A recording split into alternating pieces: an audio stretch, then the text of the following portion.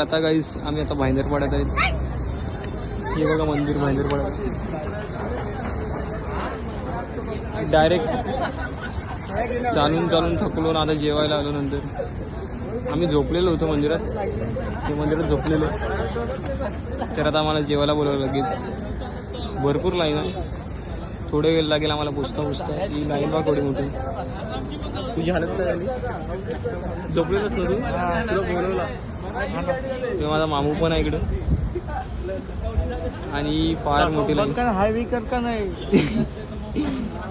कोणाला माहिती असेल तर नक्कीच कमेंट करा. ही ठिकाण ही बिल्डिंग मग एवढी मोठी आहे. आणि तिकडे लेडीज जेवायला बसलेत. हे याला वलगत असतील तुम्ही?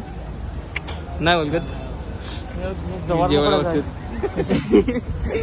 आज काय काय आहे?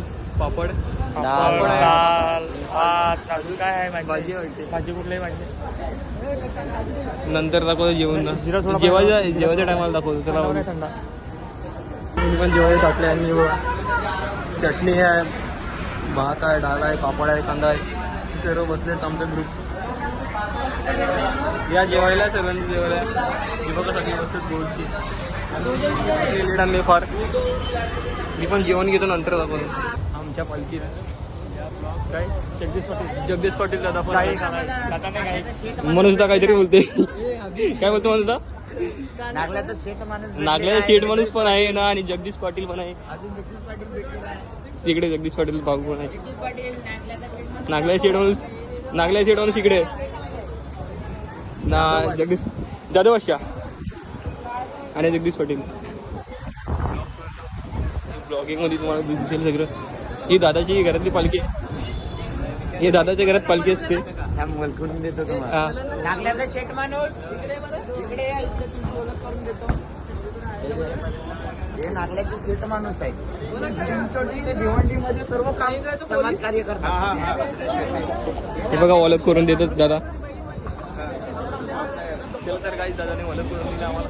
आणि तिकडे जगदीश पाटील दादा पण. चलो तर मित्रांनो आम्ही आता शिरीष फाट्याला पोचलो आहे. मुंब्राच्या इकडे शिरीष फाटा आहे. तिकडे पुढे मुंब्राच्या पुढे शिरीष फाटा आहे. इकडे हे देवाचं मंदिर आहे कुठले तरी. फुल अंधेर आहे आणि सर्व खूप थकलेत. खूप म्हणजे खूप. आवडायला आमचा प्रवास यांजू नाही केलेला आहे. हे नवीन पोरं आहेत.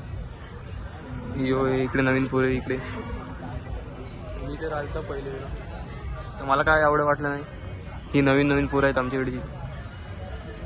तुला पहिल्या वर्षी कसा वाटला? काय वाटलं तुला पहिल्या वर्षी?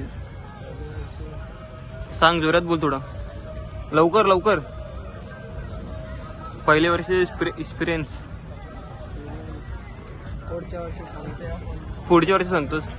तो तर पुढच्या वर्षी आम्हाला किती वेळ झाली काय समजत पण नाही. हे बघा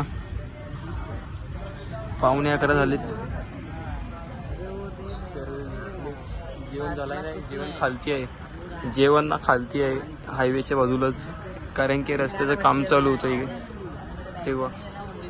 नाहीतर हे इकडेच जेवण असतात. चला सर गाईस जेवणाची व्हिडिओ काय दाखवत नाही तुम्हाला. आम्ही डायरेक्ट झोपू. टाटा. आणि गाईस तुम्हाला हा ब्लॉग आवडला असेल तर पहिल्या दिवसाचा नक्कीच फॉलो लाईक करा. माझ्या यूट्यूबला आणि इंस्टाला टाका. चला तर बाय बाय.